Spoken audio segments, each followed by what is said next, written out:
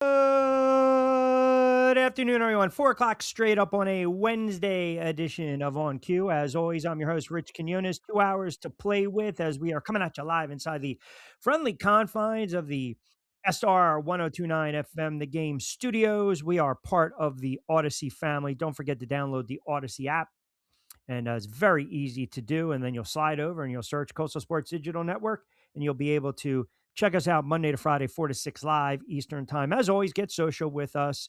Very easy to do as well at Rich Q on Q on SR 1029 FM, the game. And of course, TikTok Rich Q on a mic. And I know we're trying out a couple different platforms as we speak right now. So hopefully you will not get a blue screen, but we got 2 hours to play. We'll take up to 6. Hope everyone had a good Sports Tuesday, and are you enjoying your Wednesday? As we like to call it, very easy to call it, a very happy Woosah Wednesday. I guess you can say Christmas Eve edition of On Cue, powered by our good friends over at Fresh Roasted Coffee, Three Brooks Bourbon, which I feel like, to be honest, I'm going to have to deal with the Woosah Wednesday with you goofballs. I'm probably going to need a shot here and there. And of course, Fresh Roasted Coffee, 20% off your first purchase, BYP20. That'll get you involved in the conversation. NFL heavy today. We'll dip into a little college football, a little potpourri. Jonathan Marshall on the NBA is going to join us in the 5 o'clock hour. You out there as well. A lot to get into. It's just we're at that time right now, right, where we got the bowl games, which if anyone wants to hang your hat on the bowl game, so be it. We've got the NFL, which is now, it's not even in full swing. This is the stretch run of the NFL season. You got 2 weeks to go. So much at stake, a lot on the line. The news came down yesterday. The league will uphold the suspension for DK Metcalf. So the Steelers will be without their wide receiver for the final 2 weeks of the season, which is interesting because I mentioned that AFC North battle against Baltimore becomes that much more fascinating, right, from an offensive standpoint, if we're talking about, going forward without DK Metcalf, if that makes sense, right? Without DK Metcalf. The other, I think, I guess you can call it kind of the big story to come down over the last 24 hours in the NFL is now these reports coming out of Baltimore that Lamar Jackson's time might be over with the Baltimore Ravens, which we will get into that as well because there's a lot of reports going on, and a couple of the talking heads from the rat ship and the mothership, they're claiming that there's really two options when it comes to Baltimore and Lamar Jackson, and one of them is a trade for a very good quarterback who is also off injured, and he's definitely injury prone. So we'll talk a little more of the NFL, and then I don't know if you guys saw this as well, and this story on a Woos on Wednesday absolutely rubs me the wrong way, and it's college basketball. And this is kind of a big one. If you guys don't follow college basketball, or, when we start to talk about what's going on with the transfer portal and players who are allowed to come back, players that were maybe drafted that went overseas, there's a story, and now it's actually true, though. It's not a story anymore, but James Nagy, he committed to Baylor. He was the 31st pick in the 2023 NBA draft. So he was a draft pick, and now he's turning around and he's committing to Baylor midway through the college basketball season, which is utterly ridiculous. It's utter and ultimately I have to blame the NCAA for this because no matter what, they just can't figure it out. They are just slowly killing themselves. This was a Nick prospect, by the way. This was a first round NBA draft pick that commits to Baylor. So the question everyone wants to know is, how the hell is he eligible? How is he eligible? So the Pistons selected him 31st overall in the 2023 draft. He hasn't played. He's played over in Europe. So it's again another example, kind of how like the shift, if you will, in terms of eligibility has transpired. Because if you go back to September, the NCAA allowed Thinian Darlan to play college ball, despite the fact that he signed with the G League team, I think, the NBA G League Ignite out of high school. And then London Johnson followed as well in October. So you got both those players. Neither were selected in the NBA draft. And again, with this kid right now, it begs the question whether, college basketball, are we going to allow these guys to just kind of remain open? I mean, imagine if they were allowing this in college football with the pros. You get drafted in April and you're like, forget it. I mean, now is he technically a free agent now that he's playing in college? And if he wants to sign with an NBA team, I know the Knicks have held his contract rights, but that can change. It's just another example of we want players to go back to school, right? Especially if they fall in the draft, they go undrafted. This helps. Never played an NBA game, which matters. But again, on the other hand, the NBA team owns the rights. So now you get a midseason acquisition for Baylor. I mean, that's absolutely a very good player. Very good player. So we'll dive into that a little bit with Jonathan Marshall. As I mentioned, a lot of the NFL, Lamar Jackson, Jaden Daniels gets a start for Washington. Bowers placed on the IR for the Raiders. His season is done. The Giants, they are going to start Jackson Dart the last two games. Sorry, guys, it is what it is. And then also, some of these teams trying to jockeying position with the NFL draft coming up in April. And I'll say this, good spot yesterday from Dave Schultz from Locked On Sunbelt podcast talking about the two quarterbacks, Moore and also Mendoza, and where they might line up in the draft come April. And I've seen some mock drafts right now. If the Raiders and Browns go 1 and 2, you might get two quarterbacks. You might get the first two draft picks. Either it's going to be the kid out of Oregon, the kid Moore, or it's going to be Mendoza 1-2 with the Raiders and Cleveland. But the Lamar Jackson, that potential domino is huge. Now, I mentioned this years ago on the show. I felt when the Jets were pursuing a quarterback and there were these rumblings that they should go after Aaron Rodgers, I said on the air, steer clear of Aaron Rodgers. It's going to end in disaster. Now, of course, I didn't know he was going to tear his ACL 4 offensive snaps into the season a couple years ago. So the plan B that I threw out for Jet fans was basically go after Lamar Jackson, make a move, trade for Lamar Jackson, restructure that contract, give him a contract extension. And now this is kind of a hold your breath because Lamar Jackson was a DNP in Tuesday's walkthrough. He's dealing with that back injury, and he suffered that in the second quarter of their loss to the Pats when, again, they didn't give Derrick Henry the football in the second half. Lamar Jackson is a really good quarterback, but Lamar Jackson is never healthy. He's always missing time. He's played in 12 games this season. His numbers are very good for 12 games, 63% completion percentage, over 2,300 yards, 18 touchdowns, 6 picks. He's added close to 350, 360 yards rushing, a couple more scores, but you can't miss any more time. And I think this is where the conversation starts. Like crossroads, he is a franchise quarterback. He just needs to be healthy. He can help a team out instantly. Then you've got the news. Again, I still believe you're going to hear rumblings out of Cincinnati with Joe Burrow. You got Cleveland looking for a quarterback. You've got the Jets looking for a quarterback. You've got the Raiders that are going to be looking for a quarterback. I mean, it's crazy to think Lamar Jackson not under center for the Baltimore Ravens next season. He's got 2 years left at $51.25 million in base salary. None of the remaining money is guaranteed. And it's all about the cap hit, kind of like what we're seeing in Miami with Tua. So in 2026, Lamar Jackson's cap hit would balloon to $74.5 million. And that to me, like almost as a extension as the cleanest or cleansiest way to lower the number. Now, I think a trade's on the table. Now, Lamar Jackson has a no trade clause, so he will have significant say if the Baltimore Ravens ever decided to go down that road. But I also believe there is a sense of frustration within that organization that they haven't been able to get over the hump. They've got all pro talent, Hall of Fame talent in Derrick Henry, Lamar Jackson, a very good head coach that maybe his shelf life is coming to an end in Baltimore, but Harbaugh can still coach. But it's almost like the caveat, the issue with Buffalo, like maybe we need someone else to get us over the hump. So John Harbaugh has to has had to consistently address his job security. And he's always talking about day by day. I get it. We're all day by day in life.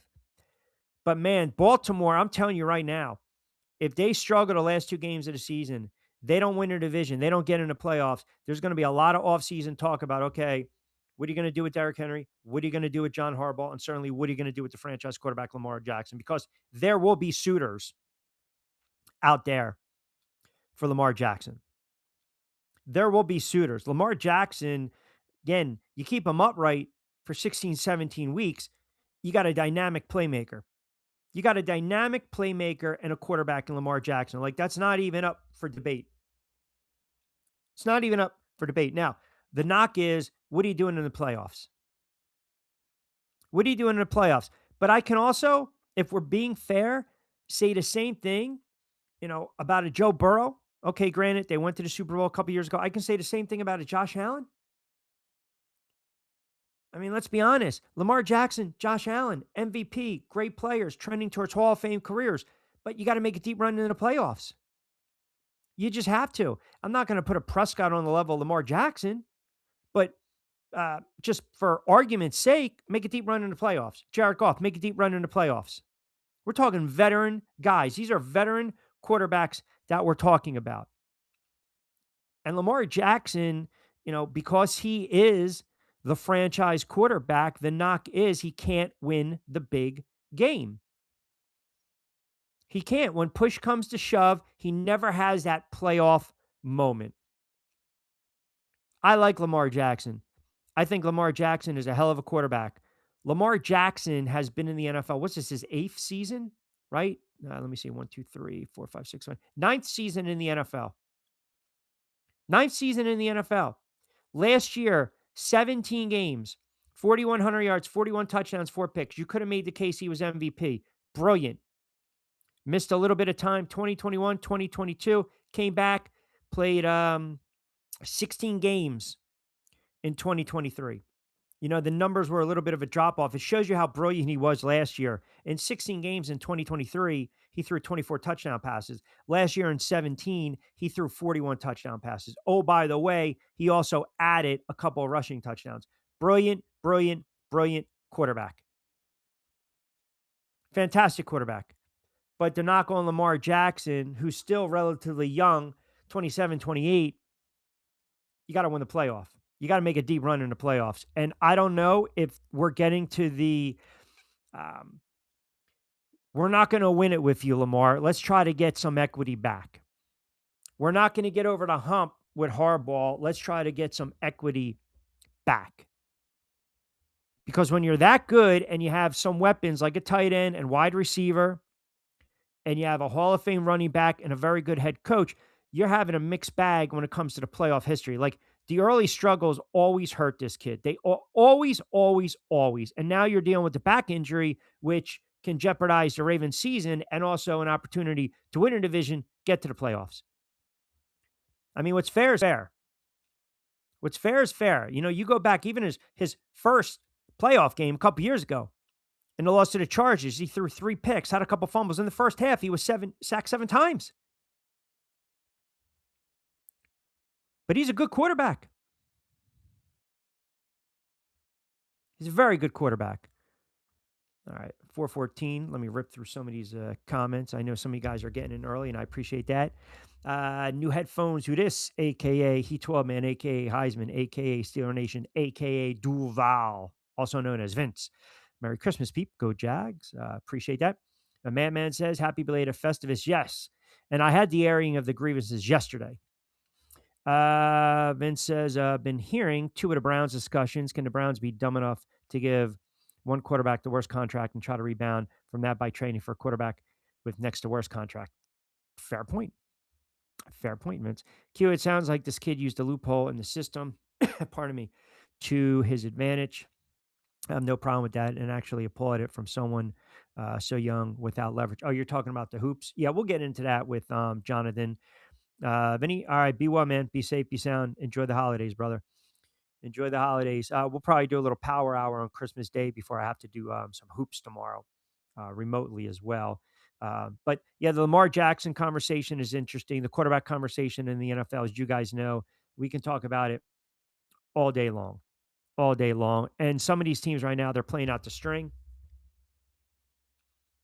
I mean, look, are we enamored by what we're going to see tomorrow? Cowboys and Commanders both eliminated. The Lions and the Vikings. The Lions are pretty much done. I mean, they're pretty much done. And then in a game that everyone was so curious to see, so fascinated to see if Denver, Christmas Day can get over the hump and go on the road and beat Patrick Mahomes and Kelsey and Andy Reid and the mystique and the allure and win the AFC West. Well, got an opportunity to do it, go on the road and win the game. But again, no Patrick Mahomes. Hence the line is 13 and a half for Denver. Then you get the double dip on Saturday. That Green Bay and Baltimore game is going to be a very good football game. And that Texans and the NFL did right with these two games on Saturday. They did right with these two games on Saturday. A lot on the line. I mean, these games, they got playoff implications. I mean, what do you want? You got some seedings. You got division on the line. Texans in the South, Chargers in the West, Baltimore, AFC North. Green Bay. The last thing Green Bay wants is have to worry about Detroit. And they get an opportunity here to the Green Bay Packers, knowing that Detroit is playing on Saturday. Those games, by the way, I'm sorry, on Thursday. Tomorrow, two of them are Netflix, and then the 8:15 game is going to be on Prime Video. So there is meaningful football. We can't sit there and say there's not meaningful football. But the NFC, you got Seattle, Chicago, the Eagles locked in, San Fran, the Rams locked in. Now it's a fight, it's a race to two spots. Carolina's in good position. Carolina, they just figure out a way, win the division, right? I mean, if you're the Carolina Panthers, it's right there for you. You're 8-7. You have a very hard game against Seattle. Even if you lose that, you play the Bucks on the road, you might be able to still win it and get in with 9 wins. The scenario and the stage is set for you. But the NFC North, the division that many of us thought predicted, a division that we thought would have 3 teams, right now, as it stands, there will be 2 teams. There's not going to be 3 teams coming out of the NFC North. I believe the Detroit Lions are going to be on the outside looking in. I really do. They missed a boat. They had a lot of opportunities and they just could not cash in. Now, Jordan Love, that's a situation to monitor for the Green Bay Packers. That's going to be a situation to monitor. Obviously, if Jordan Love can't go this weekend, you would like to think Malik Willis will get the start, even though he's questionable, or he actually is dealing with the right shoulder but missed practice today because of an illness. So Green Bay's, it's getting a little anxious with the Green Bay Packers, is it not? Jovan chimes in. Good to hear from you, brother. Maybe the NFL should just to the Thanksgiving games, adjust to the Thanksgiving. Even last year's Christmas games weren't great. Or just do. Is that what you're saying? The Thanksgiving games? I mean, here's the problem I have. The schedule comes out, and I know what you're saying, and on the surface, it makes sense. The schedule comes out in April. I feel like I have this debate with people a lot. We don't know how these games are going to unfold in April. We don't know. And sometimes you get a crappy contest. Sometimes you get a bad football game. Thursday night game's not going away. Sunday night game's not going away. And they also understand what else is, now think, what else is the NFL doing? Think about this for a minute. What else is the NFL doing? The NFL is, when you think of Christmas, and of course, Lethal Weapon and Die Hard, I got you, Home Alone and everything. But when you think of Christmas, or, the fact that, this week, this year falls on a Thursday, right? Which is interesting because this will be the only time I believe we'll get 12, 25, 25, right? So enjoy that. But they're trying to what? They're trying to take the eyeballs away. from the NBA. They're trying to take the eyeballs away from the NBA. The NBA, they give you 5, 6 games tomorrow.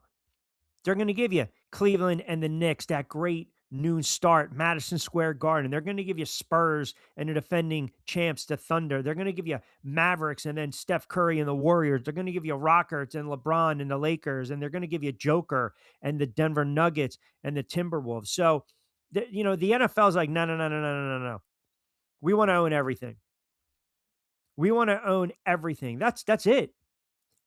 That's what the NFL is doing. I mean, we love the Christmas Day games in the NBA because that's when we start to get into the NBA season. Detroit's offseason moves or lack thereof have caught up with them. Yes. Their window, the Detroit Lions, I think let me see if you guys agree with me on this. Detroit, Baltimore, with the caveat, obviously, we know that Lamar Jackson's hurt. Detroit, Baltimore, and Buffalo. I want to get your thoughts. Detroit, Baltimore, and Buffalo. I feel as though these are 3 teams that if it doesn't happen now, it's never going to happen. Like, think about everything that's been invested in these teams and franchises. Baltimore goes out, they bring in Henry. You pay Lamar Jackson, you pay the tight end, you pay the wide receivers. You're trying to fix the defense a little bit. Hasn't worked out. Buffalo, it's always been Josh Allen's team, right? But the knock is, can McDermott get him over the hump? They've had some really brutal playoff losses. Now there's no Kansas City. There might not be a Baltimore. You mean to tell me Buffalo shouldn't be the odds-on favorite to come out of the AFC? No disrespect to Drake May and the Patriots. No disrespect to Bronco Ball and Bo Nix and Peyton. But how do we sit there and say the Bills would not be the favorite to come out of the AFC? They're better than Pittsburgh. I think they're better than Houston. Houston can beat them because of their defense, but I trust Josh Allen over CJ Stroud. I trust Josh Allen over Nix. I trust Josh Allen over Drake May. I trust Josh Allen over Aaron Rodgers at this point of his career. So if it doesn't happen now for the Buffalo Bills, when the hell is it going to happen for Bills Mafia? Like, the road is paved right now for the Bills. It's open. There's no gravel. There's no bumps. There's no stones. There's no detours. It's like a straight line. Here we go. Here we go. I mean, they got players. They got Dawkins. They got Cook. They got Allen. They've got Pro Bowl players left and right. They got Pro Bowl players left and right. Like, again, if it's not this year for Buffalo, then you got to we got to start having this conversation. If we're going to open up the books and have the conversation about some of these other quarterbacks, like, I believe at this point, Dak Prescott, you're in the twilight of your career. You got a couple years left. Who knows if it's going to be with Dallas or not? I know there's been like these swirling rumors floating around. Maybe Dallas should, figure out a way to move Dak Prescott. He's been that franchise quarterback for the Dallas Cowboys. But the Dallas Cowboys have so many issues. They can't stop anyone. Jared Goff, the Lions, right? Jared Goff has put up some monster numbers for the Detroit Lions. But again, you got to start having this conversation. You also got to get over the hump. You got to win playoff games. You got to get to championships. Now, you want to talk about a couple years ago? They got too aggressive, 4th down against the 49ers. Had no problem for that. I had no problem, no issue. It was the play call. It's the direction they went, the wide receiver they choose to go to. I didn't like that call, but I love the fact that he went for it on 4th down. I had no problem with that. They just didn't execute. But Jared Goff has been around for a long time. He's 31 years old. He is 2-3. I'm sorry. He is 4-5 in the playoffs. Pardon me, 4-5 in the playoffs. So he's not a winning quarterback in the playoffs. He's not a winning quarterback in the playoffs. And you go back to 2023 when they went 12-5, And we were talking about Jared Goff MVP conversation, and then they get all the way to the NFC Championship and they lose a crazy game to the 49ers 34-31. Like the opportunity was there. I mean, they were up 24-7 on the 49ers, if you remember. They were up 24-7. They were about to blow them out going into the locker room. And then the 49ers just decided we're going to wake up and scored 17 points in the third quarter. And then the Lions had the opportunity late. I mean, they got the very, very late touchdown. But prior to that, they needed to get the ball back. They couldn't get it. They couldn't stop the 49ers ground game late. The kid Mitchell had, I think, a 2 or 3 yard touchdown run. And they lost 34-31. Like there was an opportunity for them to get to the Super Bowl. And Jared Goff threw the ball 40-something odd times that game. Almost 300 yards. So if we're going to have the conversation about Josh Allen, Lamar Jackson, Jared Goff's got to be there. But those teams that I gave you, if not now, when? Especially if you're Buffalo. Because Denver is a young team. Maybe Denver, maybe New England, maybe they've arrived a little earlier, right? AG chimes in. Q, I know you mentioned this. Excellent stuff the other day on DK Metcalf. Did you hear the new one? The Lions fan involved in the incident will be holding a press conference on Friday with his legal team, Q. Can you believe this? And you called it to address the assault and correct misinformation that has publicly been repeated as fact and discuss consequences regarding DK Metcalf. Wow. Mm, mm, mm. What did I say the other day? There's two sides to every story. And again, you cannot, under any circumstances, um, lay your hand on a fan. Here's the problem I have with this whole situation. Metcalf is a hothead. He's a hothead. You just, you can get under DK Metcalf's skin very easily. He strikes me as the guy, if you bump into him by accident at the bar or in the club, if you eyeball him up the wrong way, if you said hello the wrong way, it would set him off. However, the fan knew exactly what he was doing. And DK Metcalf fed right in to the fan. It's a bad look all around. And the fact that he might lose that 45 something million because of the clause in the contracts. But I got news for you. The fact that you are going to, let this goofball, I mean, this fan's probably going to do a press conference and then probably have a daily show on friggin' Fox News. Right? Afterwards. I mean, it's embarrassing, right? I get it. You knew exactly what you were doing. But again, the problem, the other issue is, and I have to be fair here. I have to be fair because we were talking about this story from different lenses and a different scope. You cannot, if you're DK Metcalf or the reps, and I don't know if Chad Johnson made this up or where he got the information, but if this fan never did use a racial slur, and you're saying on the record he used a racial slur, well, again, that's almost defamation of character. It's defamation of character. Like you can't accuse someone of doing that and not have raw proof. Now, I said the other day, who knows? Who knows exactly what was said when they were in close quarters like that, right? I don't know. I don't know, ultimately did he utter something under his breath that only DK Metcalf heard? Did he try to race bait him? Did he try to provoke him? I don't understand why he made a beeline to the stands down there.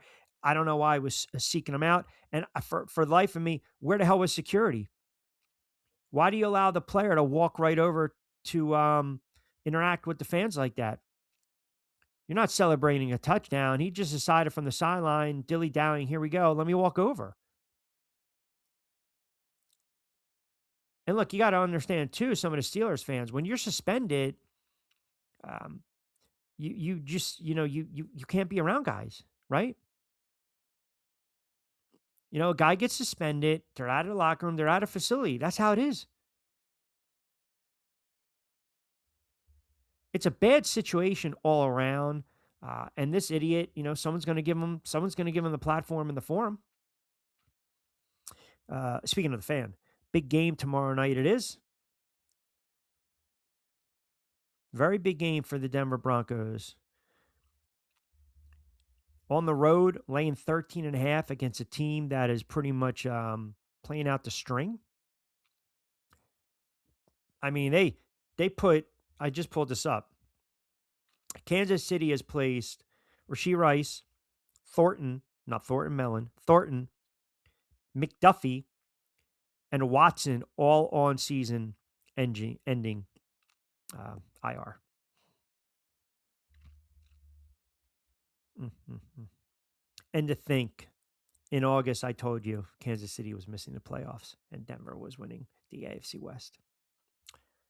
Just saying on a Woosah Wednesday.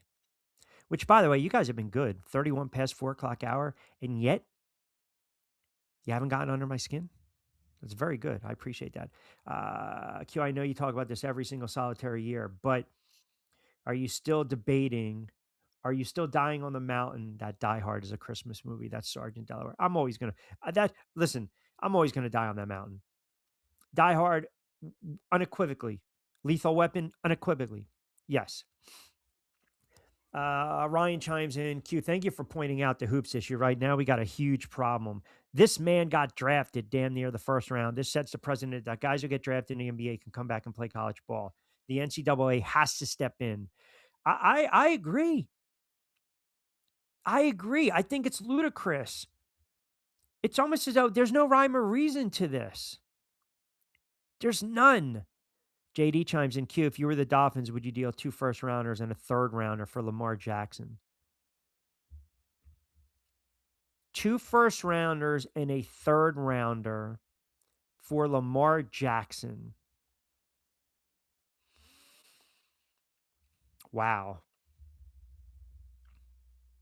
You're going to have to cut people. And maybe you redo Lamar Jackson's deal so you have a low cap. Interesting. Listen, I think it's going to be a wild offseason.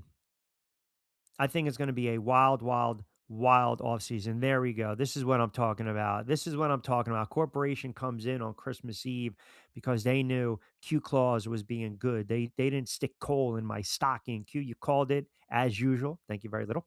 KC was going to take a major step back. Yes. Yes, they did.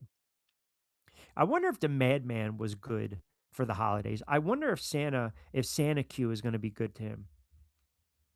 Perhaps try to help him get home field advantage in the playoffs for his 49ers. I'm just saying. That's all. Because Claus knows who's been naughty or nice. I know. I know who's been naughty or nice. And I got to be honest, some of you guys haven't been nice. Some of you guys have been very, very, very, very naughty. We know that. Yeah. Yes. I'm telling you right now, you better be careful. I got the little elves out there. I got the little minions. I know. And I'll tell you who's getting nothing. I can tell you with the utmost confidence who's absolute getting coal, who's getting shit in their stockings. I can tell you right now, the Bunker Boys. The Bunker Boys are getting nothing. They're not even getting morsels. They're not getting morsels of cheese. They're not getting nada, zilch, nothing. They're done. They can just sit in the bunker. They can take cover, and that's it. I'm not even going to give them 20% off their first purchase on fresh roasted coffee. I'm not doing it. I'm not. Mark and Wallingford chimes in. Q, absolutely not. Die Hard is not a Christmas movie. Stop. Yes, it is. Just stop. Pardon me. It is. It is. It's just now it rubs me the wrong way that you guys think, come on, just stop. You're one of those guys. I'm not trying to be a jerk to you, Mark, but don't be that guy. Don't. It's a Christmas movie. Period. It's annoying. 37 years ago today, A very unknown sergeant by the name of Al Powell was just minding his own business. He was minding his own business. He was walking around. He was driving around. He was making his rounds. He decides, I'm going to get some snacks for the missus. She's pregnant, right? Bagging and tagging. Here we go. You know what's the sweets that he got? The Twinkies, right? Go check out Nakatomi Plaza. Driving around, nothing there. The weather outside is frightful. And then all of a sudden, the body comes down. Al Powell wasn't asking for this. He was just trying to get home to his pregnant wife. And you're going to tell me this is not a holiday movie? You're going to tell me it's not a Christmas movie? Come on, stop. You kidding? Where did he put the gun? Where did McClane put the gun at the end of the movie? Right, right over here, just like this. What did he use? He used Christmas wrap. Come on, stop, stop. If anyone's to blame, it's Nakatomi, because you're not going to have a party. Let the family celebrate. And Lethal Weapon, same thing. It's a Christmas movie. Very first scene, what happens? Little Christmas. You got the girl on the ledge, had a little cocaina, and then she takes a nosedive, right? And then you knew, right? Murtaugh's birthday, 50 years old, Christmas trees up, Christmas movie. Martin Riggs, undercover. Hey, buying the Coke, how much? 100, counting the money. I'll give you any tree in the lot, but the Coke's going to cost you. Christmas friggin' movie. That's all I'm saying. Please say the bunker is getting cold. They're getting nothing. They're getting nothing. The script says, now I have a machine gun. Ho, ho, ho. Thank you. Thank you. It wouldn't have ho, ho, correct. The good ho, if it wasn't a Christmas movie. Thank you, Ball 3116. Johnny on the spot, as always. Johnny on the spot, right? Oh, my God. It's just, I'm telling you, some people love to just, you love to take the fun out of everything. You love to take the fun out of everything. Now, are you going to watch 24 friggin' hours of A Christmas Story? National Lampoon's Christmas Vacation? Come on. Die Hard, Lethal Weapon, that started the, the action movie genre. It really did. Lethal Weapon was 87. Die Hard was 88. And that's a sin what's going on with poor Bruce Willis. I mean, that's just awful. And it's a sin. Absolutely a sin. Great actor, great guy, right?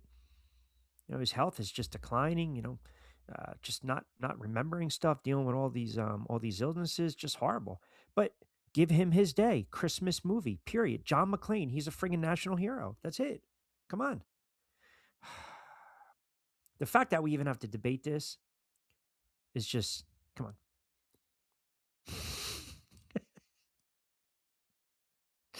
You talking about Al Powell. Yeah, he had a ray gun. That's right. That's right. Yeah. That's right. You got flat feet.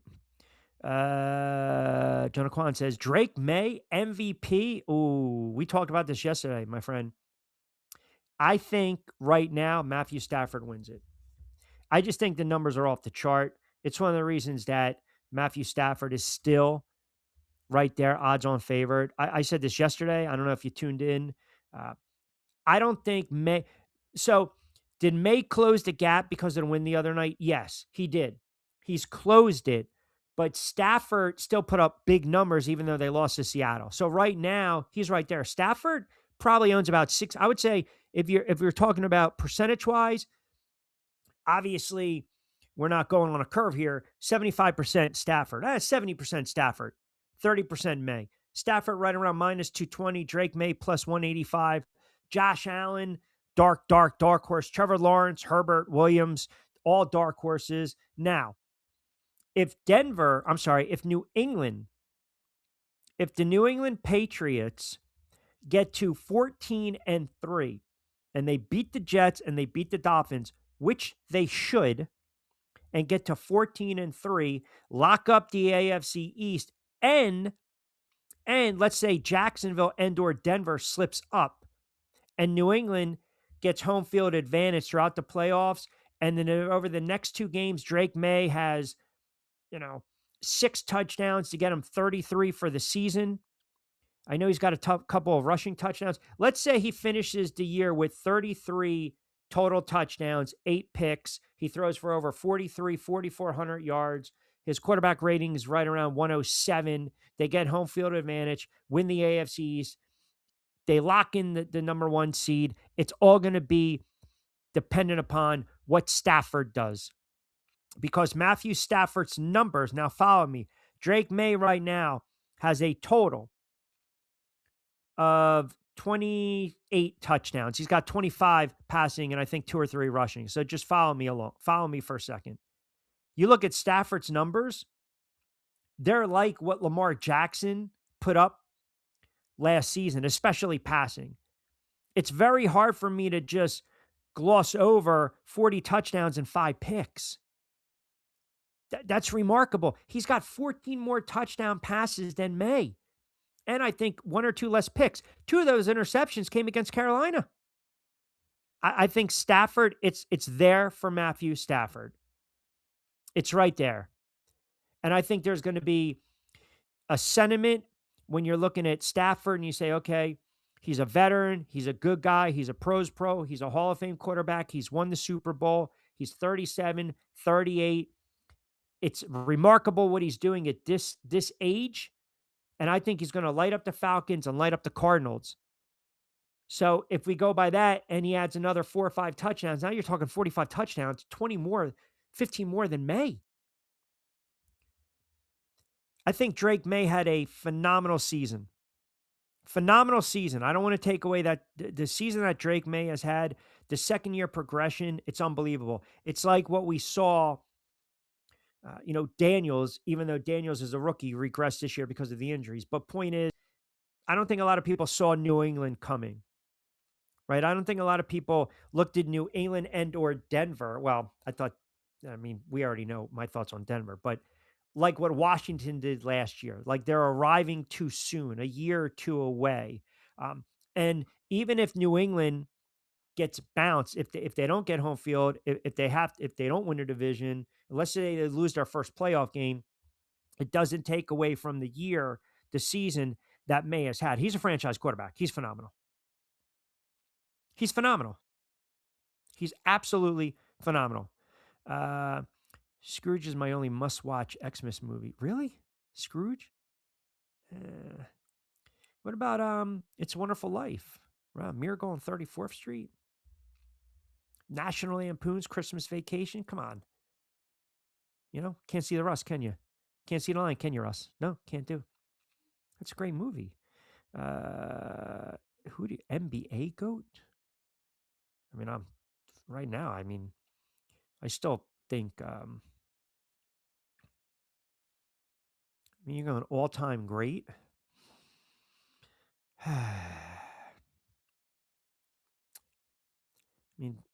think everyone's going to make an easy case for Jordan, are we not? LeBron's not better than Jordan. I even hate having that discussion and that debate. It gets annoying after a while. It's almost like saying who's the all-time great running back when people forget Jim Brown and the body of work that Jim Brown had.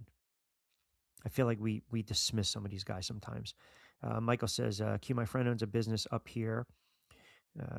Is a Pats fan. He said if they get out of the first round, they're going to the Super Bowl. Oh, so basically if they win their first round matchup, even if it's a divisional round. Yeah, I can say this. If New England has to play Buffalo, now a couple little quirky things would have to happen. Buffalo can beat New England in New England. They can. Now, this is playoffs now, but can the Patriots, if they had to go on the road, can they beat Buffalo? I'm not talking about earlier in the season, week 5. I'm talking about in January.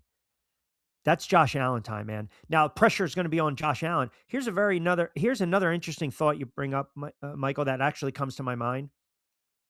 That game could potentially kind of almost be like the passing of the torch in the AFC, because We don't know what Mahomes is going to be like next year when he comes off that injury.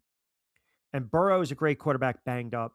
Lamar Jackson might not be with the Ravens, banged up. Drake May, that young gunslinger. Bo Nix as well. And then you got Josh Allen, the veteran, the all pro, the MVP, right? Throws on that Superman cape. And it could be a little bit of the changing of the guard in the AFC. Now, that's not to say that Josh Allen doesn't have a lot of football left. Of course he does. He's only 29 years old. And oh, by the way, he's also banged up dealing with a foot injury. These are going to be really good playoffs. They are. They're going to be very interesting to watch because there's pressure on Buffalo. There's going to be some pressure on Pittsburgh, believe it or not, if they win the division. Because now, a couple years ago, 5-6 years ago, I would have said, okay, Aaron Rodgers, it's almost like Tiger in the field. Where are you going to bet? Who are you betting on? Well, you got to take the field. No, I'm taking Tiger. Like prime Aaron Rodgers, this would have been scary. And maybe Aaron Rodgers can pull a rabbit out of the hat one or two more times. Maybe he could. I don't know. It's going to be hard with no DK Metcalf. They're going to have to run the football these next two games. And that game against the Ravens, there's going to be a lot on the line. That could potentially, if the Ravens don't make the playoffs and Lamar Jackson, for some reason, can't go the next two games because of that back injury, they shut him down.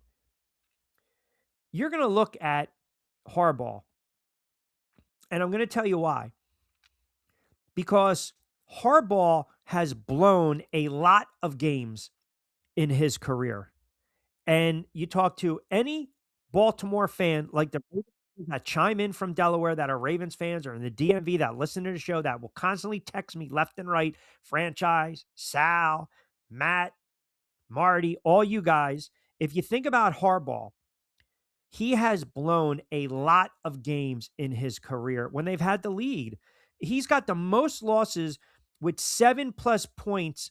You're talking leading in the fourth quarter. This season alone, you know how many games the Baltimore Ravens have blown with 7-point lead in the fourth quarter? 12. 12. You're going to tell me coaching has nothing to do with that? Derrick Henry's running wild the other night. What do? They stopped giving him the ball in the second half.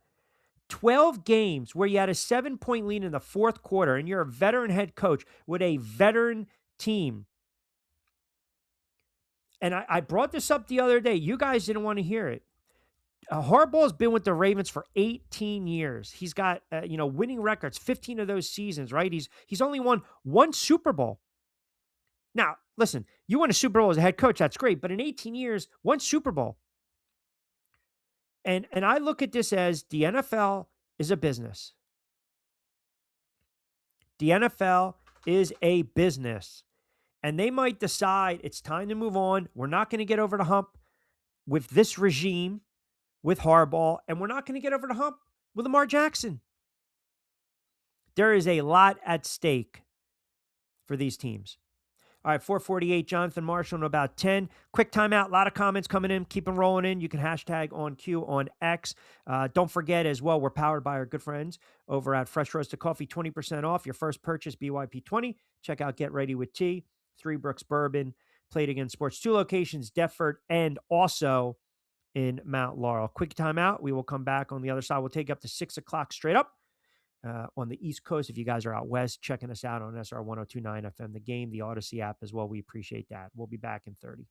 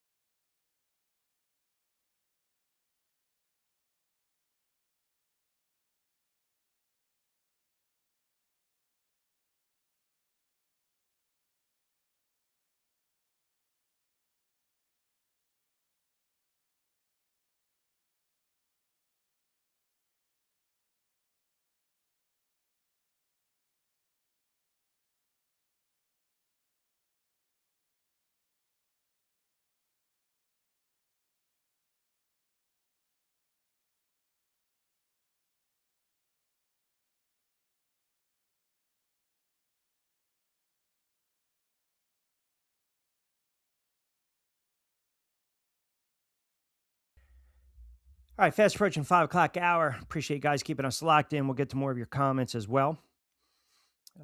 Very easy to get connected with us on social media at Rich Q and Q. Of course, TikTok, Rich Q and Mike. Q, any thought on the Commanders and Dallas from a betting standpoint? Yeah, I mean, you got a rusty Jaden Daniels coming back. I don't look. I don't see anything appealing about this game. Dallas is laying 6.5 on the road against Washington. Washington played well against a bad Giant team, and then second half, the Eagles outclassed them. But for some reason, this is one of the highest totals of the weekend, which is crazy. This is like 51. I think the second highest total is going to be Arizona and Cincinnati. That's got to be sitting right around 53, 54. But there are some, and the 49ers and the Bears, believe it or not, a lot of that is recency bias because Brock Purdy throws for 5 touchdown passes. That's going to be a fun game to watch. That's a hell of a game on Sunday night. Chicago and the 49ers. And do not sleep on the Bears. Do not sleep on the Bears. We're talking about all these other teams, and I feel like people have glossed over Chicago. Maybe they're not buying into the Chicago Bears. Now, I would not be dismissive when it comes to the Chicago Bears. I think they got an opportunity to make a little bit of a run here come the postseason. I really do. They can run the football. That quarterback's playing at an extremely high level. That head coach has instilled a boatload of confidence into that team. I mean, you're talking about changing the whole dynamic, the complexion, the culture of that locker room. He's done an outstanding job. I wish there was this season's Ben Johnson for the Giants. No, duplicate him. Give me a Ben Johnson. Take him in a heartbeat. Kevin chimes in. Q, I want your honest thoughts on here. Do you think Jackson Dart has regressed, or do you think it has to do with the play calling? It's because it's what you guys are.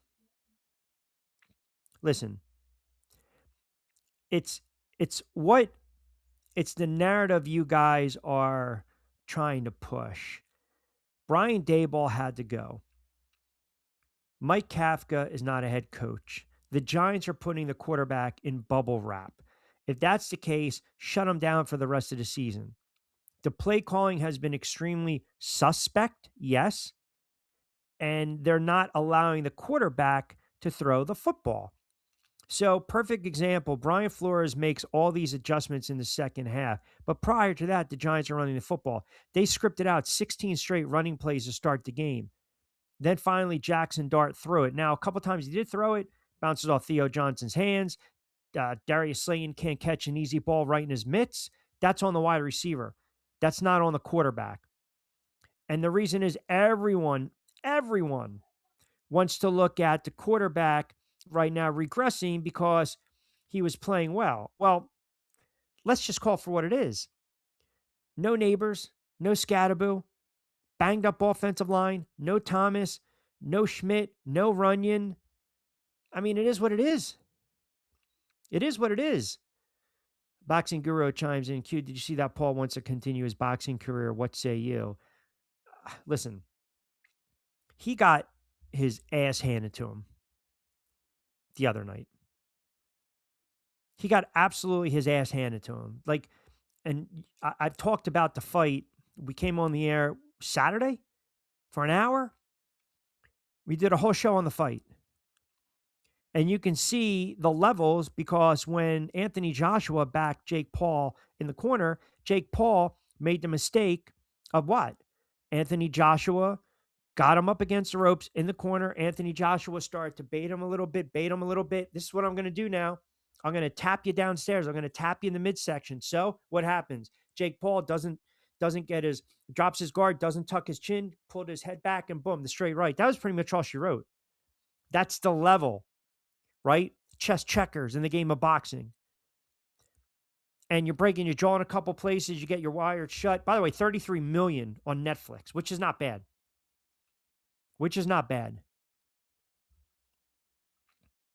He's got to fight his natural weight class and he's going to have to recover. Now, is it worth going in the ring to try to make more millions when you have enough money that's generational wealth if you're Jake Paul to take an ass beating? You got MVP promotions, you got the great relationship with Netflix. Very hard to sit there and tell a fighter to stop. And I would consider him a fighter. I consider him a boxer. Yeah. Stepped in a ring as a pro. And I know this will rub some people the wrong way. I know a lot of fighters. I know hundreds of fighters. He's done more in his career than some of these guys that have fought over the last several years on the local circuit. And that's not being disrespectful. That's just stating fact. That's all. Let me get to a couple more of these before we hit the 5 o'clock number. Porter, both boxers took in 93 million apiece. Yeah, there's some conflicting report. They made out. They made out. I was also reading though, and I don't know how accurate this was. So they did draw 33 million viewers on Netflix, but I don't know if I read somewhere that Anthony Joshua, his purse, because he's what is it? Tax wise, because he fought in the States. He fought in the States. So I don't know how much of a chunk came out. I don't know. But listen, Anthony Joshua, he's he's a good fighter, man. He's a good fighter. He's a good looking guy. He's a charming guy. He's going to get fights. And this just, you banked a lot of money, for Jake Paul. Jake Paul saying, look, I won a couple of those rounds. I won 2 rounds. Yeah. You didn't really wobble him. And you won a round or two because you were dancing around the ring. Now, I don't believe the fight was rigged. And I'm going to tell you why. The guy broke his jaw. You're talking about one of the world's best heavyweights. And you went 6 rounds with him. I'll give you credit, even though it was a brutal fight and it was brutal to watch. And the first couple rounds were horrible, but you're talking about suffering a broken jaw. And everyone's sitting there saying, well, you know what? You're talking to Anthony Joshua, the far superior boxer in skill. And all the critics were there. Look, Tyson didn't want to throw his right hand. But I don't believe there were any. I think Jake Paul realized if I'm going to win this fight, I got to dance around a little bit. I'm not going to be able to catch him or I'm going to get knocked out. I got to make it ugly. I got to hold him. Maybe I get him to drop his guard for one moment. I got to punch up. It's going to take something off my shots. I'm not going to knock him out. I'm not going to stop him with a body shot. Maybe I can survive a little bit. And to be fair, he did do that. I don't think it was a I don't think it was a fixed fight. I don't. I really don't. And I know, Lou DiBella came out, and I like Lou. I've called fights for Broadway boxing. Lou DiBella basically said, listen, it might be legal, nothing legit about it, right? It's not good for the sport or entertainment.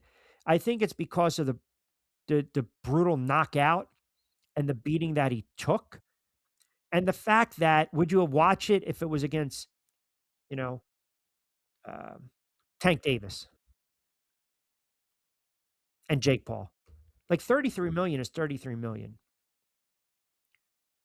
And everyone's sitting there saying, well, Joshua kind of intentionally waited until the 6th round to finish him. And in theory, making Jake Paul look better in defeat. But again, my counter is the dude broke his friggin' jaw. He broke his jaw. He had his jaw broken in several places. So it's really hard for me to sit there and say it was fixed. All right, quick timeout. Jonathan Marshall on the other side. 5 o'clock straight up. A lot of comments coming in. We'll talk a little NBA on the other side. Keep it locked in. A one-day edition of On Cue, powered by good friends over at Three Brooks Bourbon. Get ready with tea. And, of course, fresh roasted coffee.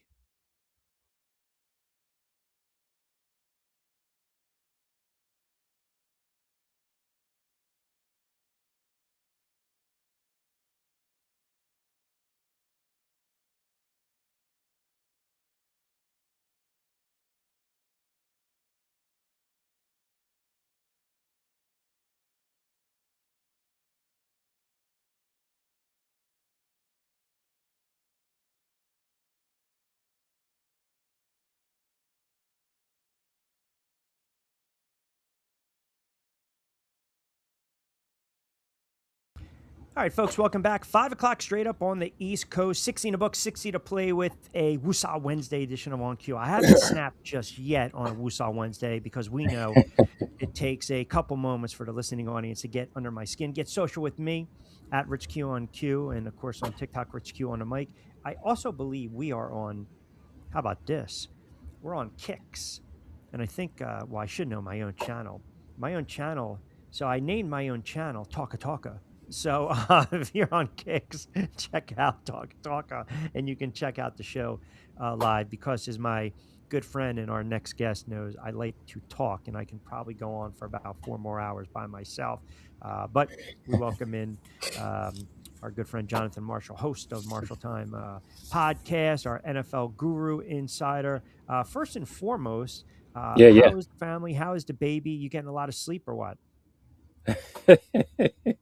Baby's good, family's good. Getting better sleep, but still there's some interruptions. The baby may want to decide to ruin the peace and cry a little bit, get his midnight bottle and everything. It happens. So, Okay, but it's better than what it was. So that's we're it. baby steps. Baby steps. There you go. Right, baby steps, and I'm wondering if we're seeing that a little bit in the NBA. Now, I've always said this to you over the years. We start to kind of go full throttle right Mm, around the holidays and Christmas time, and I want to get your thoughts. We'll start with your Philadelphia um, 76ers. Listen, yeah, Embiid falls down. What else is new? They lose to a horrible Nets yeah. team on Tuesday night, 114-106.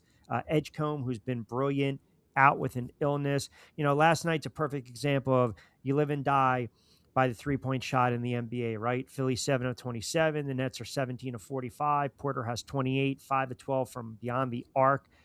28 games now. Philadelphia Mm. 76ers are 16 and 12, and Embiid has played in 12 games. Now, would you, as a Sixers fan or an outsider, look at this as a positive, knowing you're getting production from Maxey playing at a high level? You got the young players like Edgecombe stepping up, and then you're getting a glimpse here and there of Paul George. After 28 games, 16 and 12, is this where you thought this team would be? No, if you would have told me that Embiid is still doing the is he in, is he out thing, um, I would have probably thought that this team would be a playing team, the playing territory. But right now, as it stands, they are in the top six. The rise of Tyrese Maxey playing at a crazy, insane level right now. I think VJ Edgecombe, for those who are fans of his game, even we would be surprised at what he's shown Mm-hmm. early on.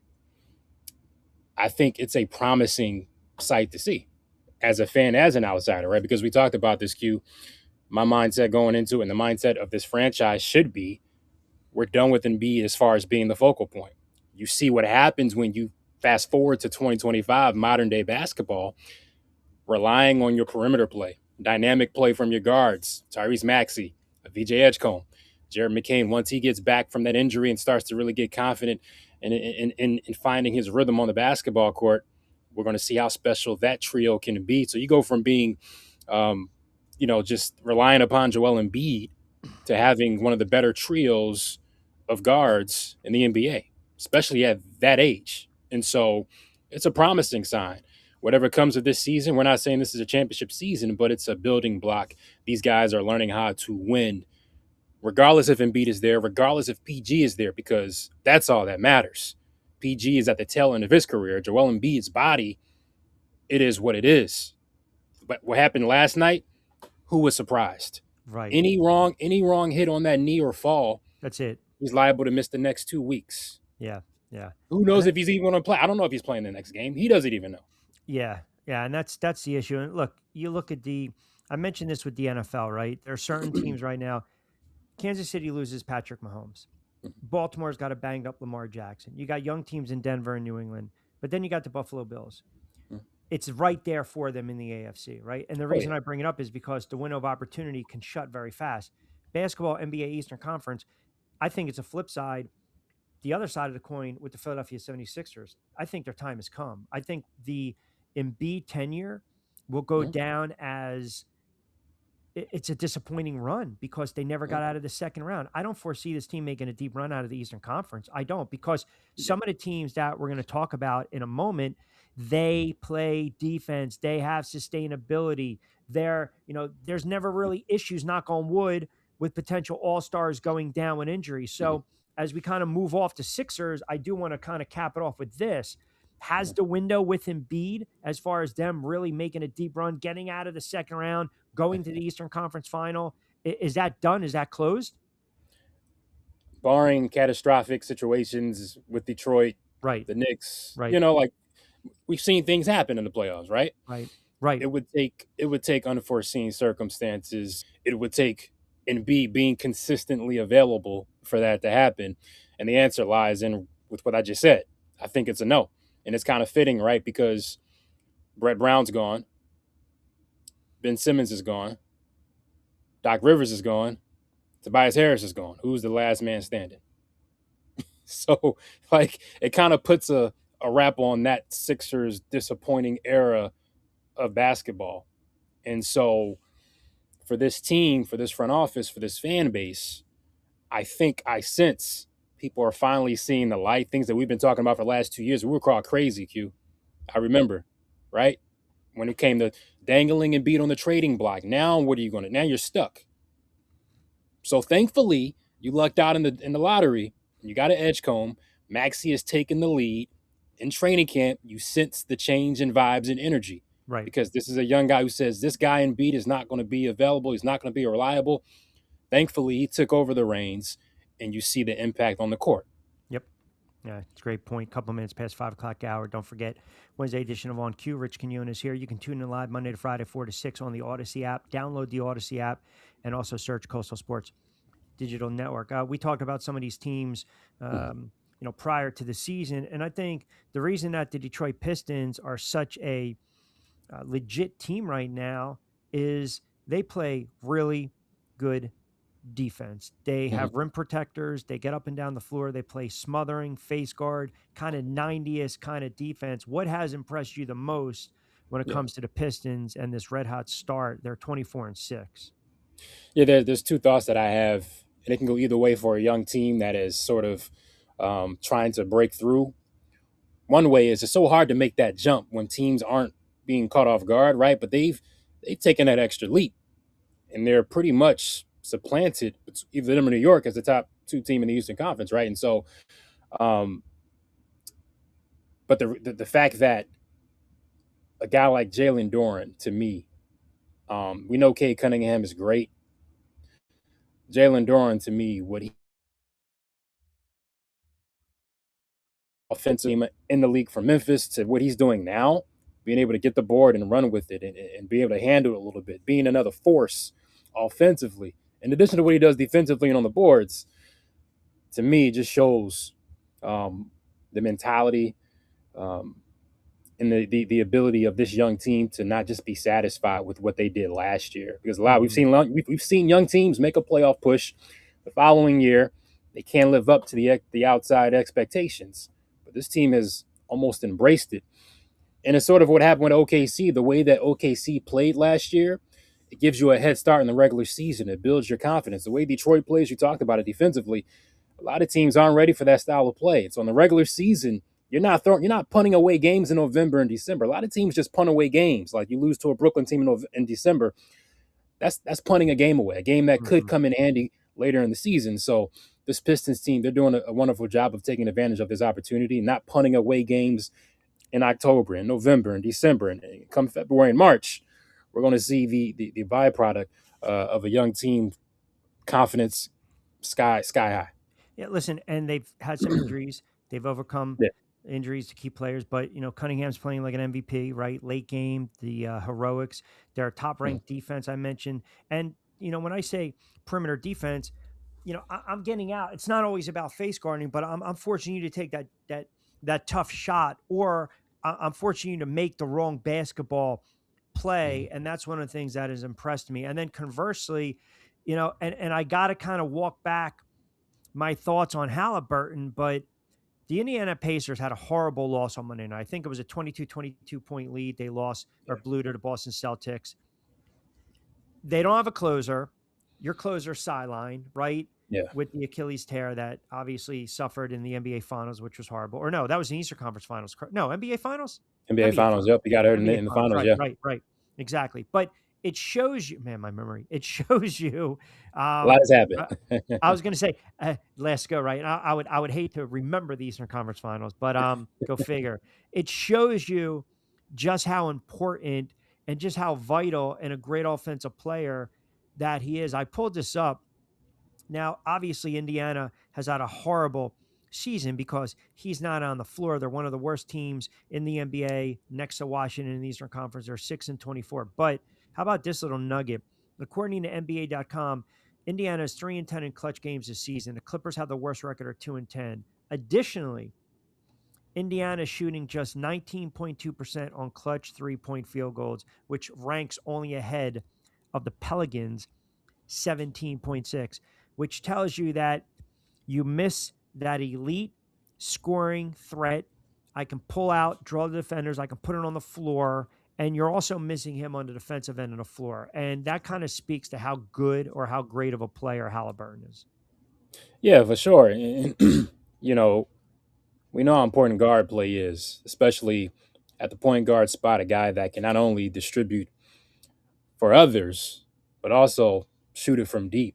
And so when you're putting that much pressure on the defense, how much easier does it make the game for the rest of the guys, right? The game is so much easier when a guy like Tyrese Halliburton is on the floor because, I mean, with Tyrese Halliburton, like you got to guard up because there's no telling how far out he's going to be shooting that thing, right? So, Right. um, in addition to his vision, right, just making the game wide open, and they're sort of like Milwaukee in a sense, right? We see if Giannis is in and out of the lineup, we see where Milwaukee is. So those teams are so tied to those individual talents that when they're gone, yeah, they may have moments here and there, but consistently, can they keep it up? And that's why we're seeing with a Boston, yeah, Tatum's gone, but you have a Jalen Brown, you have a Derek White, you have a Peyton Pritchard, you have a system of guys who have had to step up in big moments and they've proven themselves. Jalen Brown is an all-star.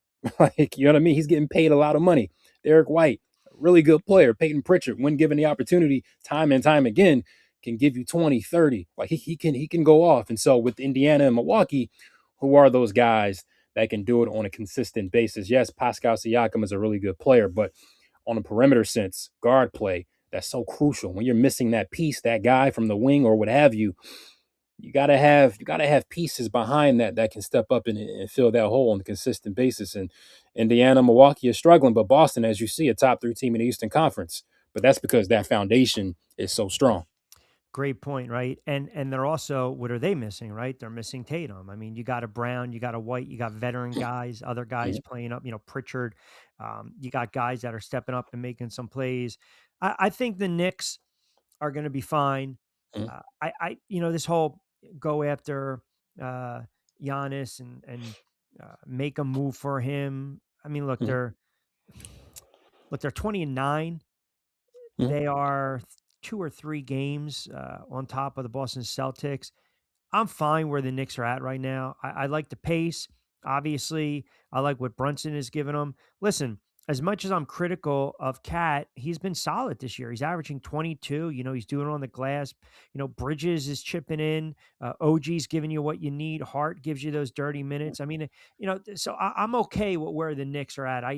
I just don't know come springtime all these minutes that these guys are logging and if the bodies are going to start to break down a little bit. And the other thing is, if Brunson goes cold, I still don't trust Cat. I don't. I don't trust him to have that 35-10 kind of game.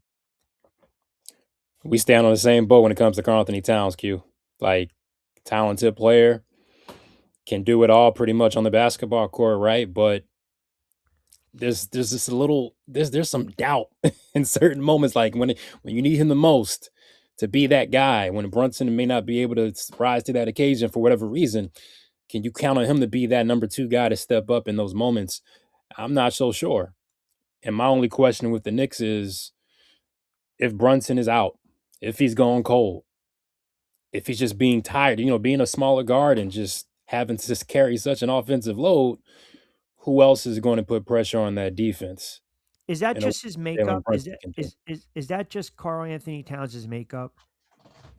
Where, if it's 4th quarter, under 3 to go, and Brunson's fouled out, you gotta want the basketball, right? You're down 6, you're down 4, or you're up 4, you're up 6. Like, I need a big bucket. Like, I've gotta want to have the basketball, and I feel as though there's only a handful of Mhm. players in today's NBA, and really over Yeah. probably last 30 or 40 years, where you knew no matter what, Mhm. they wanted the basketball, right? They wanted the Yeah. basketball in the clutch, and I just don't see it. I feel as though Karl Anthony Towns, you gotta get him cooking early on in the game so he's in a rhythm and his confidence is there. If he's struggling, I can't rely on him in the 4th quarter then to give me some big buckets.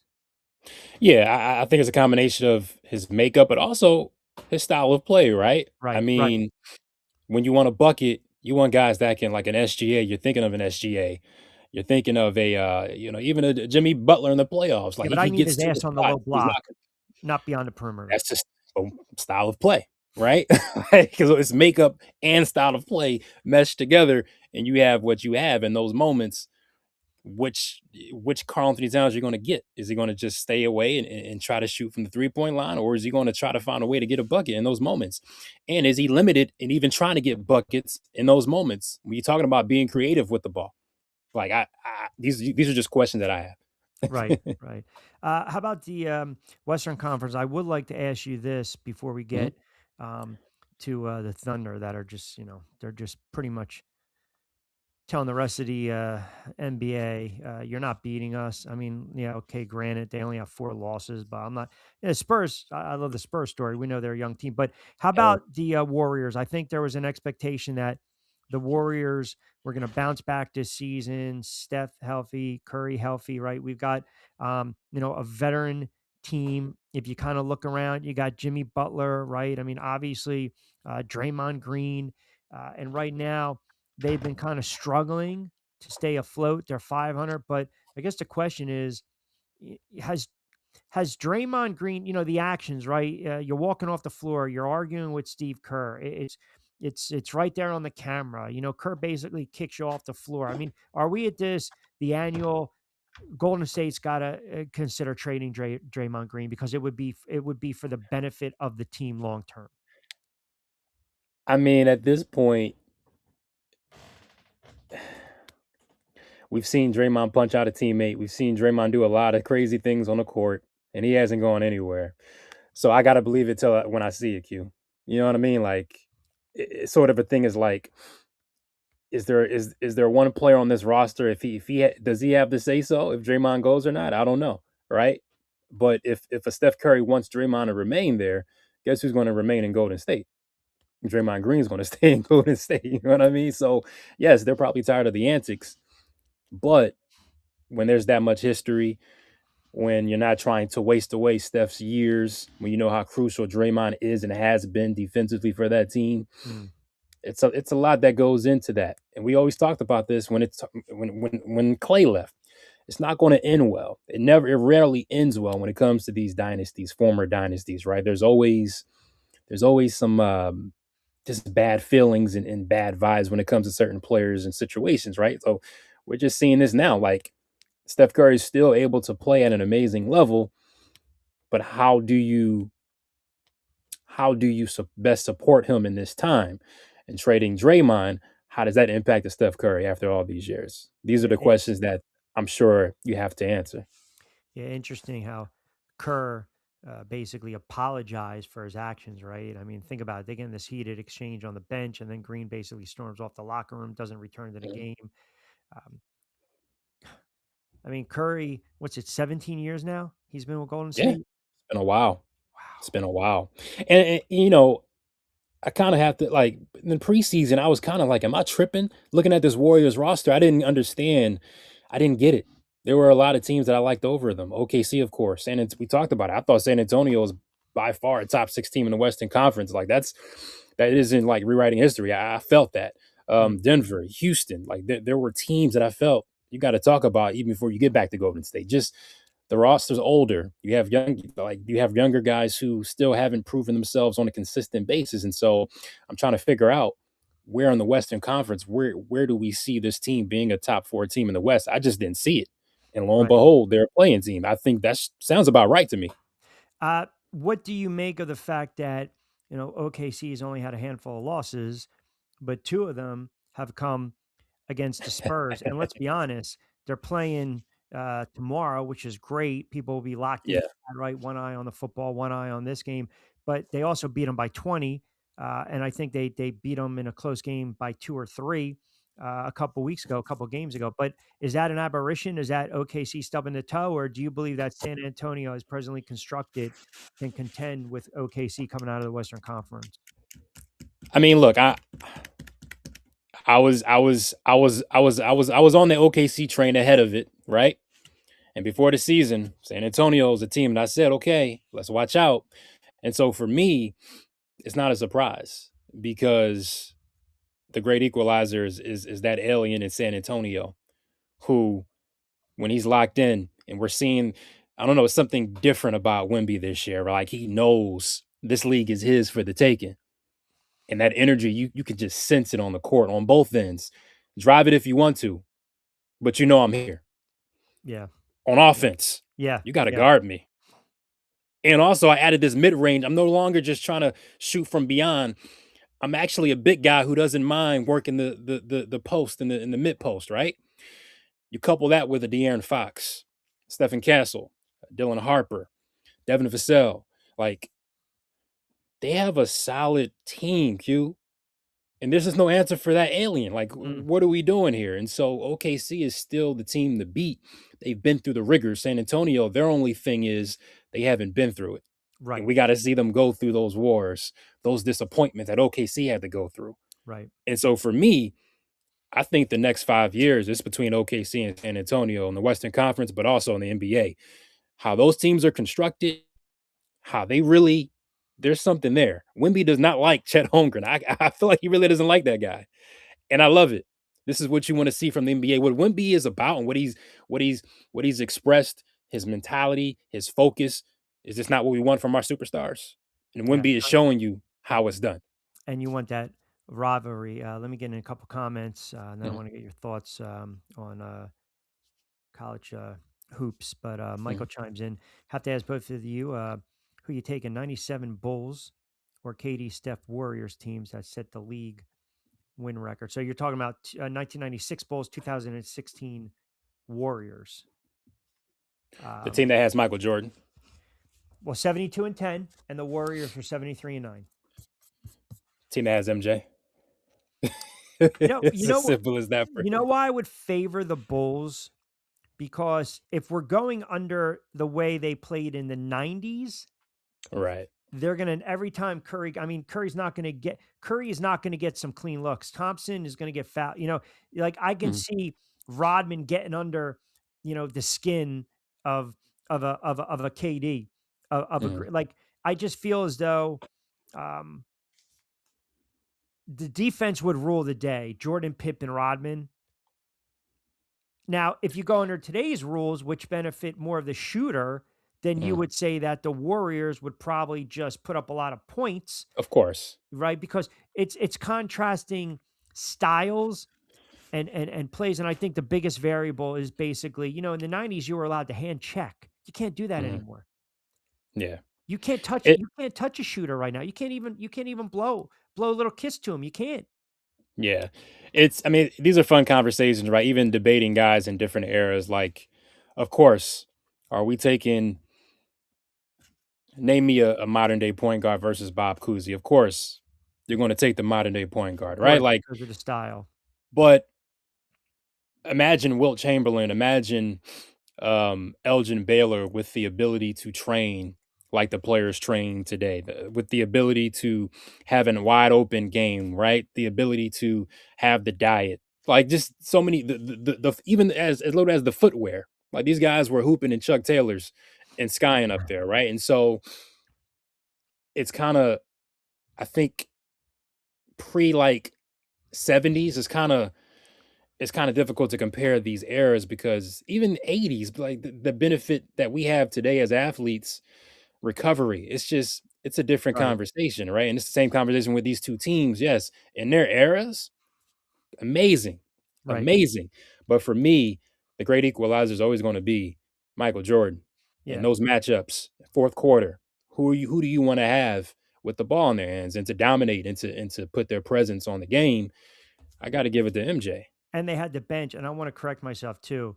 Obviously, it was the 2000, the following year when they had Durant when they won the Mhm. championship. They didn't have Durant when they won the Yeah. uh, yeah, the 2016, 17. That's when they didn't sweep Cleveland. I think they beat them in Mhm. 5 or 6 games. Yeah. But that was if you can't beat them, join them, right? But still, Right. it's an interesting conversation. I mean, but that's like saying, give me the 73 Knicks, which personified, or the 70 Knicks, 73 really, with the Rolls Royce backcourt with Monroe and Frazier, that personified the team game. The 1986 Boston Celtics that lost, I think, 4 games at home and Mhm. wound up beating the Houston Rockets with a young Elijah Wine in the finals, right? Or that 81 Celtics team. And they got, they also played the Rockets, who had that miraculous win to beat the Lakers, the Mhm. inbound pass to Sampson with like zero point 0.1 second to go. I mean, like different eras, the Showtime Lakers against a team like the Golden State Warriors, those games would probably be like a buck 50 to a buck 45. I mean, it's just Yeah. crazy the Yeah. years. Did you hear the story about this kid that was drafted, played overseas? Now he's coming back and he's going to play midseason with Baylor. I heard about that. I heard about that. There's an influx of older young men, I'll say, coming into the college game. Yeah, the kid, Um, James Najee. James Najee. I remember him being a draft pick, actually. Um, I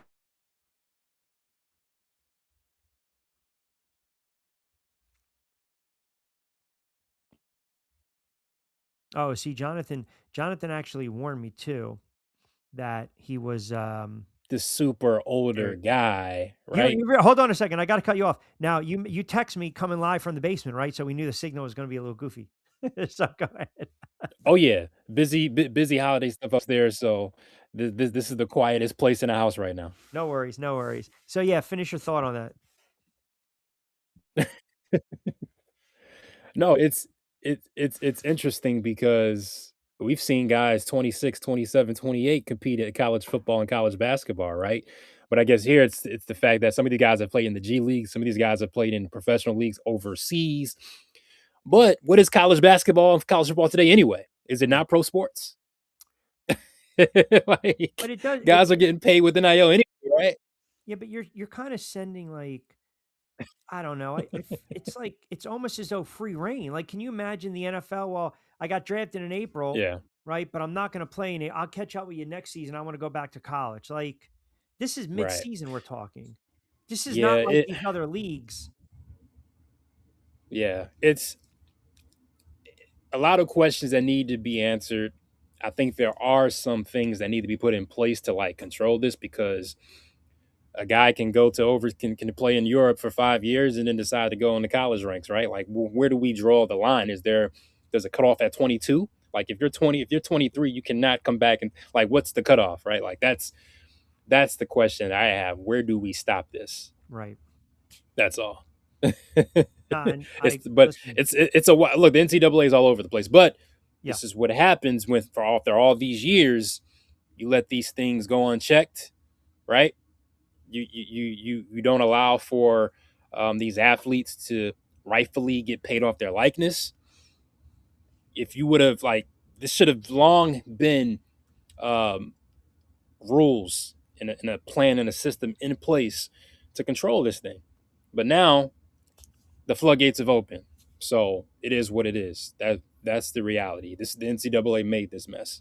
Listen, Now deal with it. college football is a mess. It Like, is.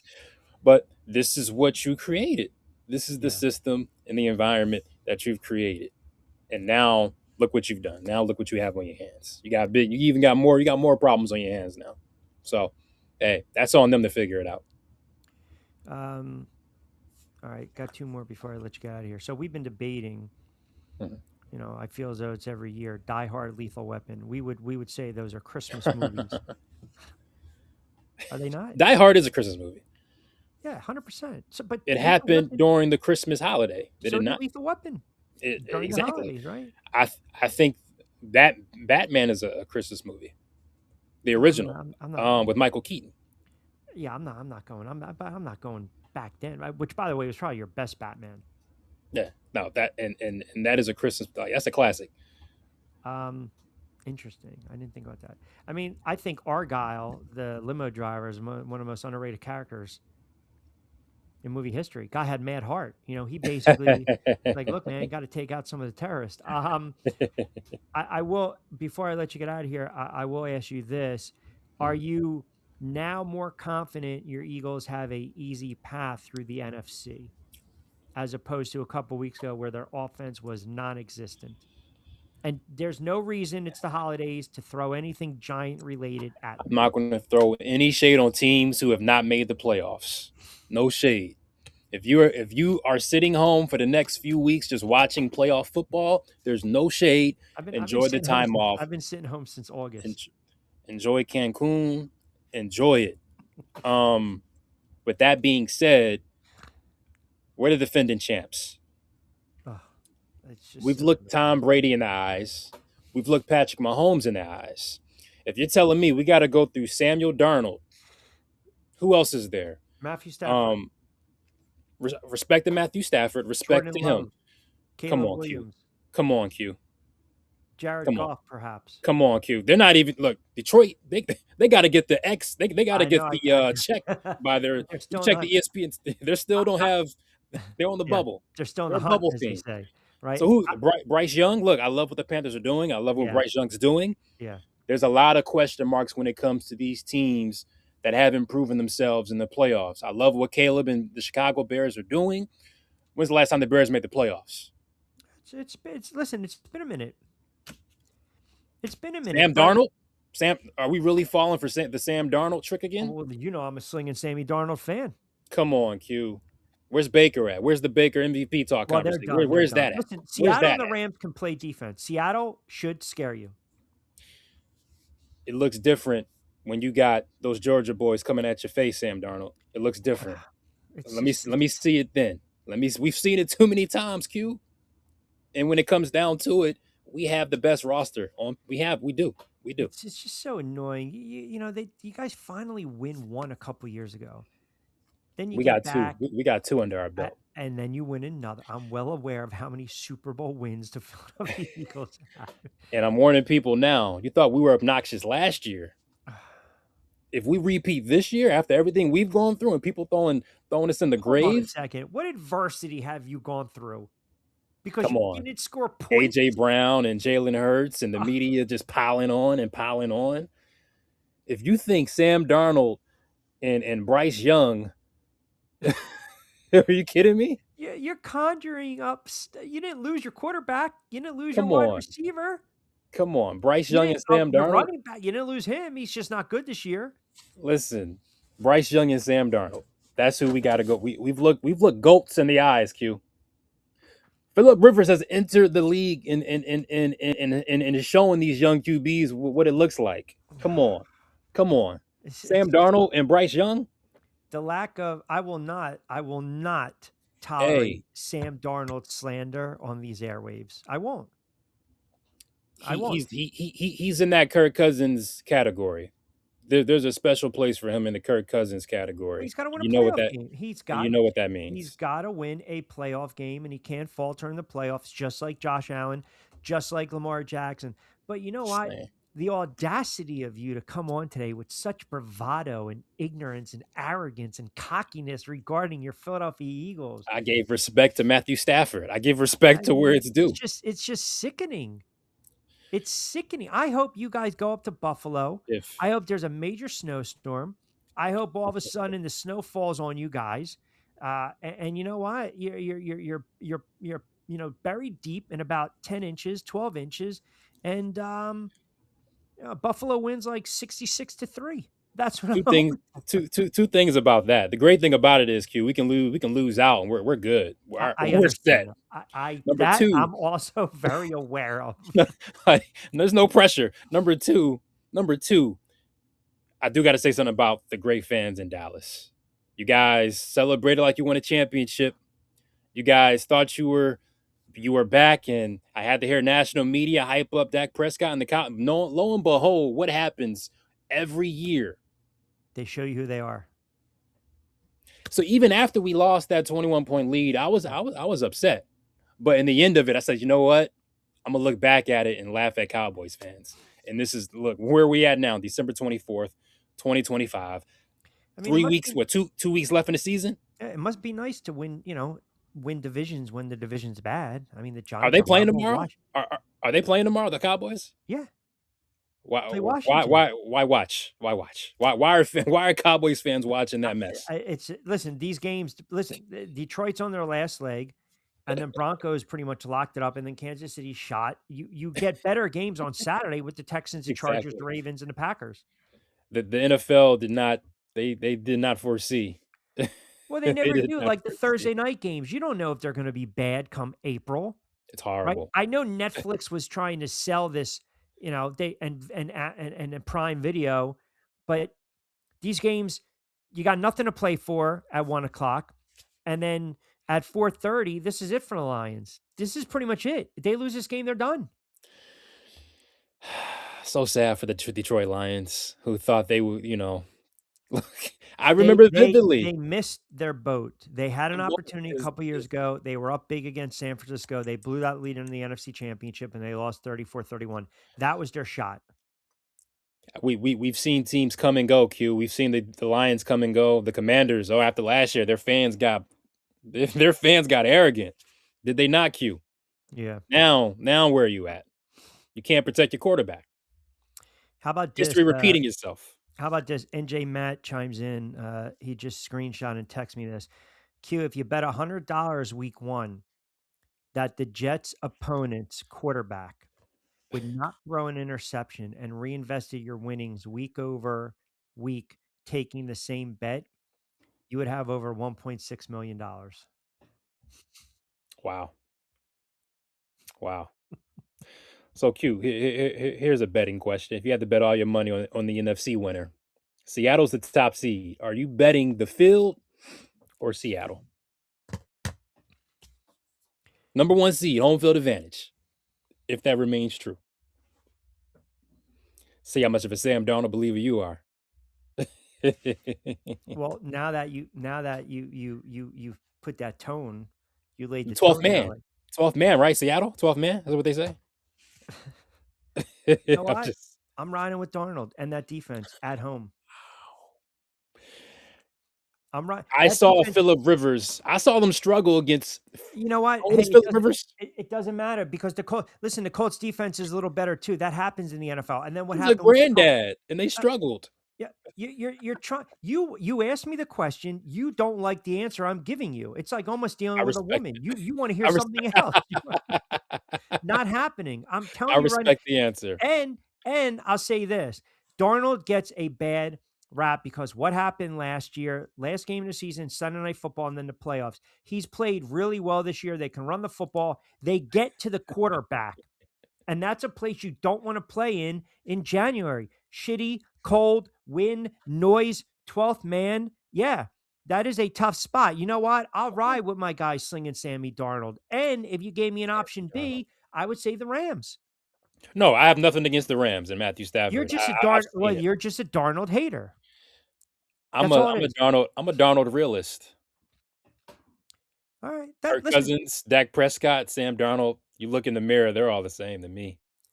So let me just throw this at you. Sam Darnold went 35 and 12 last year. He's thrown 25 and he was 35 and 12, 4,300 yards, 24 and 13, almost 3,800 yards. And Mhm. you're basically just encapsulating him into a couple moments because what you're saying is this is who he really is at the end of the day, which is fair.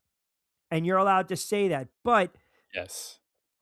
can it also what's the phrase you always say? You got to show me who you really are. Like, okay, You too. is it possible that you might not need 20 of 28 for 288 and 3 touchdowns in the playoffs from Darnold? Of You course just not. might need a fishing game where he doesn't turn the Of ball course. over. Of course. The So cockiness of the Eagles fan just rubs me the so wrong way. It just if aggravates me to no end. if Seattle flops epically off of Darnold 2 interceptions, what's the conversation on Sam Darnold? Then the conversation is he's not a player. But I can make the same case for Lamar Jackson, who can't win big playoff games. Josh This Allen is true. can't This win is big true. playoff games. And This you're is true. talking MVP caliber. Darnold This could is have been true. an MVP last year, but This it is was true. Allen's year. Lamar Jackson, 41 touchdowns, could have been MVP, but it was Allen's year. Hey, listen, to me, it's just Mahomes and Jalen Hurts. What are we talking about? And Stafford.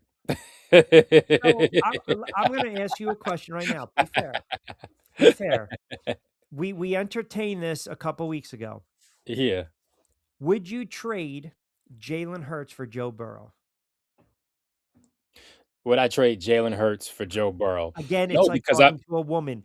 no. No, you're wait, and no, I never trust anyone that ask a question with a question. I asked you the Well, question and you ask it back to me. but here's the thing though, because You won't say it. I don't think the results change. We won a bowl with Hurts. We can win a bowl That's with not what I'm Burrow. asking you. Would you That's trade so no, no, no, no, no, no, no, no, no, no, no. no, I Listen, wouldn't because Burrow's injury prone. okay, that's an answer. That's fine. I gotta really like think about like he gets injured a lot. I don't wanna I'm not saying Burrow isn't a better like natural quarterback than Hurts. I'm not saying that at all. I think Burrow is a better natural quarter, like he is. But can I rely on Burrow physically to be there? I don't know if I can. Well, the But same also argument would is then you want to trade Jalen Hurts for Lamar Jackson because Lamar Jackson's no. injury Oh, prone. definitely not. But in the same sense though, who's more reliable? A Jalen Hurts or Lamar Jackson? Well, the quarterback that's out there, that's consistently out there playing is more But reliable, and in this case, it's but Jalen Hurts.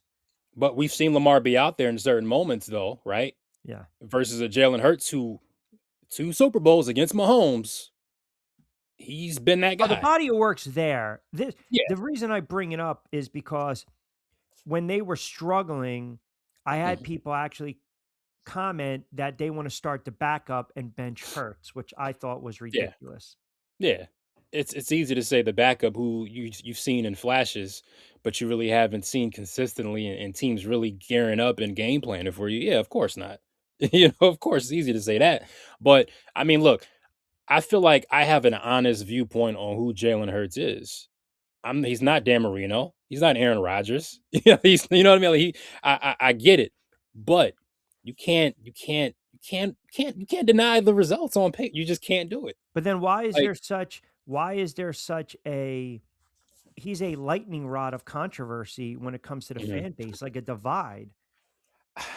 I think it's complicated, right? I mentioned this before. I think it doesn't look like how you want it to look. It's not pretty, I said the right? same thing. It's not pretty. It's not the huge fantasy numbers that you see out of guys like a Dak Prescott, right? A Kirk Cousins in Minnesota, the numbers that he was putting up, right? Matt Ryan with the Falcons, like it doesn't. He's not a stats aura darling. Mm, And even I guess even his personality to some can be off-putting in the press conferences, right? I think that has something to do with it too, right? He's not giving you much, right. right? It's the same monotone face and expressions, right? And so I think it's a complicated situation.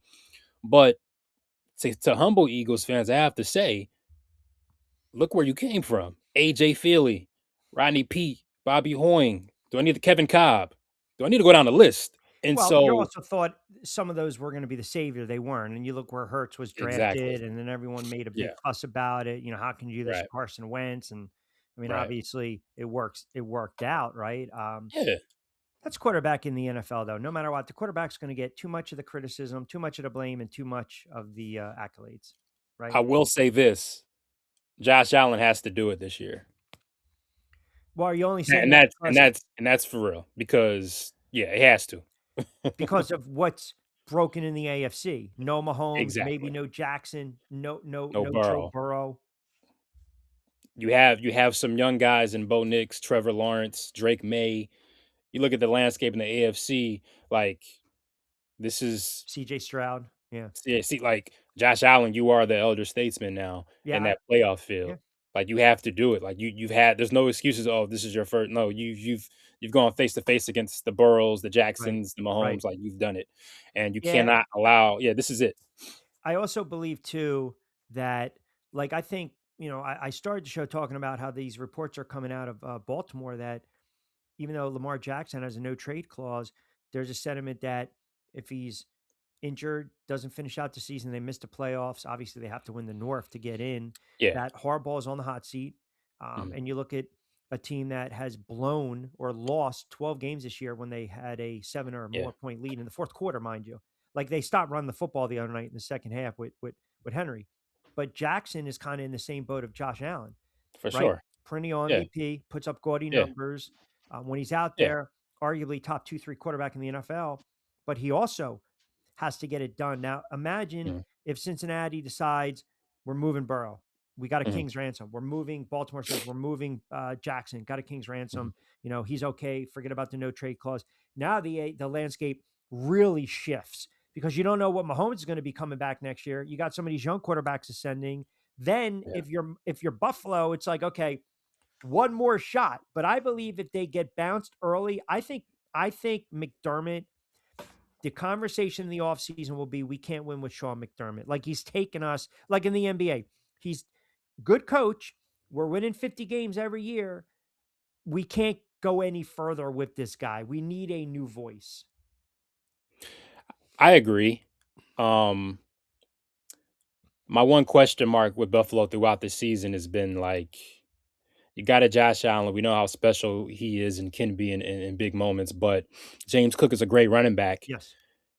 When you're talking about elite individual offensive talents outside of those two, who are you pointing at? That's my big question mark when it comes to Buffalo. Like we know we got to stop at James Cook. We got to limit Josh Allen and his But they got a ability to decent create tight plays. end. The kid Shakir's not a bad wide receiver, but Not, they also can't but stop the run. That's their yeah, problem. Their defense is yeah. is is is, is not good. This isn't like this is a heavily no, don't get like this is a flawed. Like I've seen moments in with Buffalo. Like what team is this?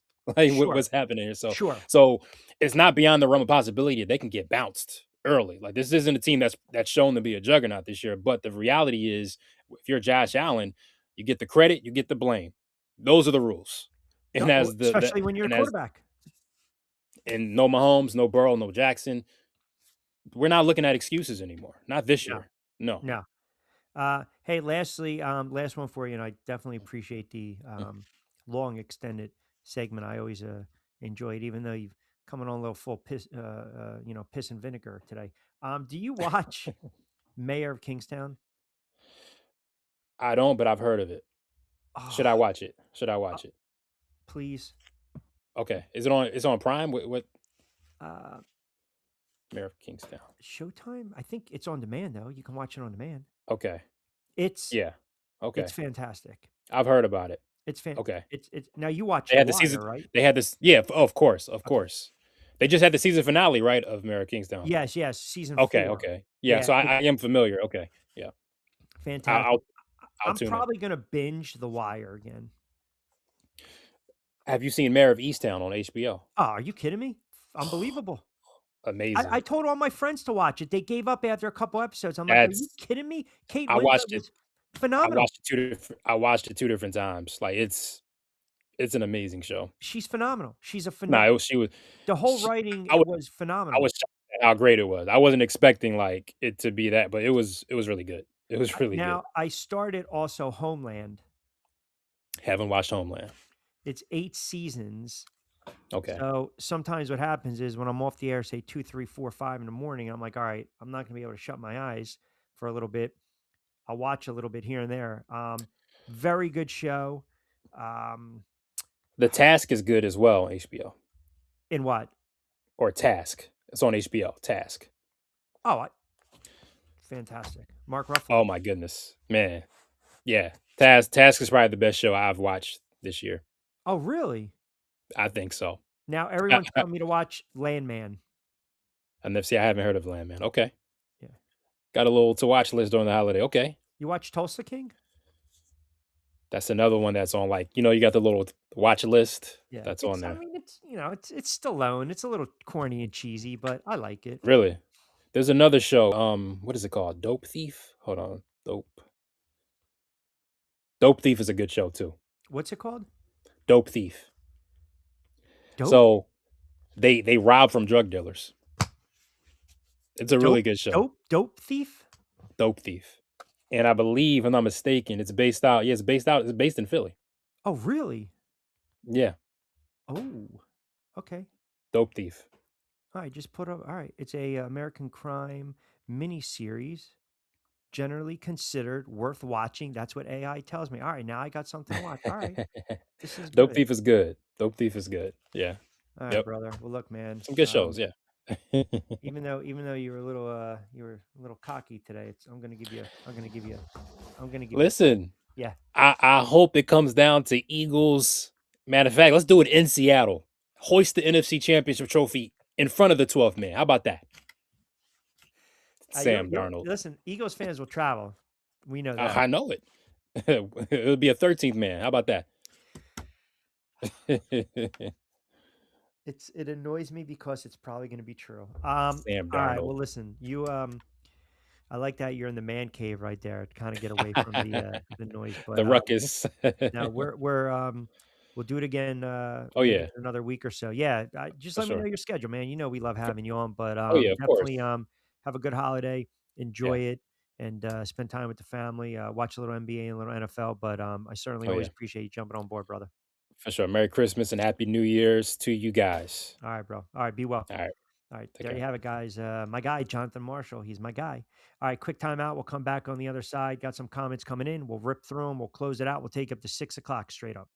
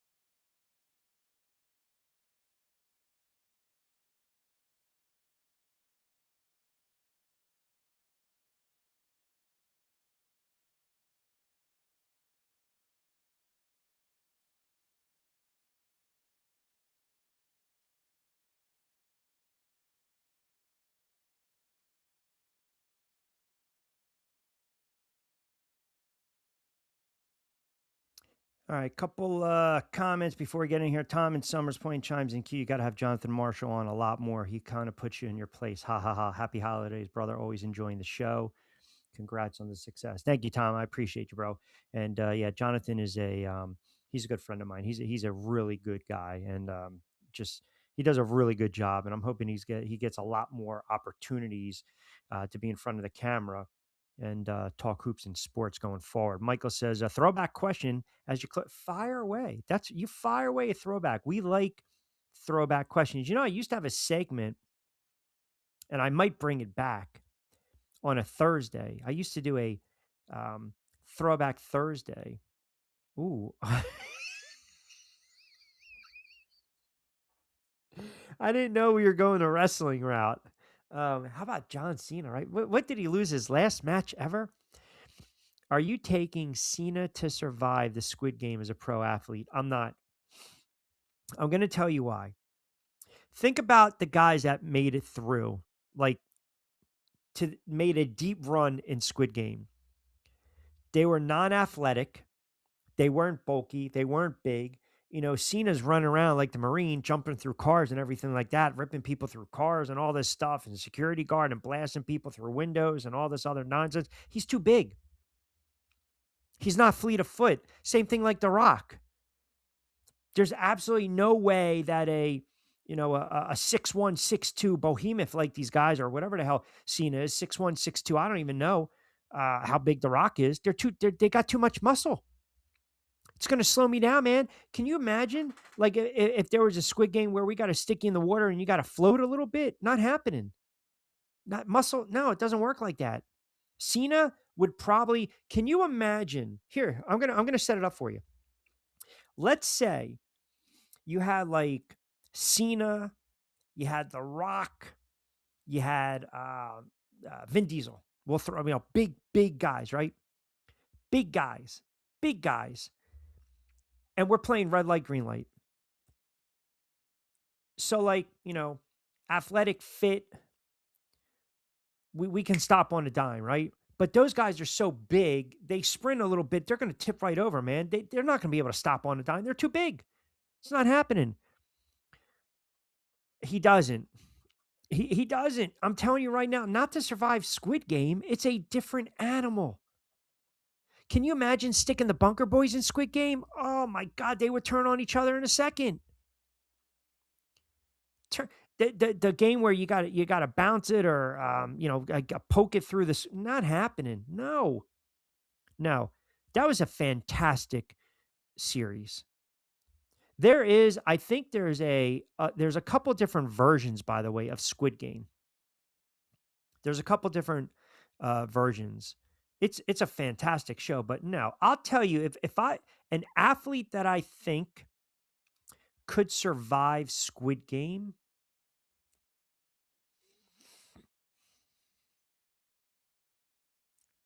I would say anyone track and fieldish, slimmer frame, can cut through, dip and dodge, short term burst, endurance. That's what you need to win Squid Game. Smarts. No, I'm not saying John Cena's not smart or The Rock's not smart, but man, I don't see it. I don't see it. You got those big guys. No.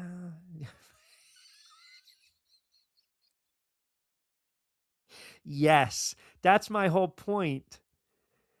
The rope would knock him off. That was such a stressful scene to watch. That was such a stress. Like even watching it as a viewer, I'm like, this is stressing me out, man. And when they had to poke the holes, right, with the triangle and the squares and all that stuff.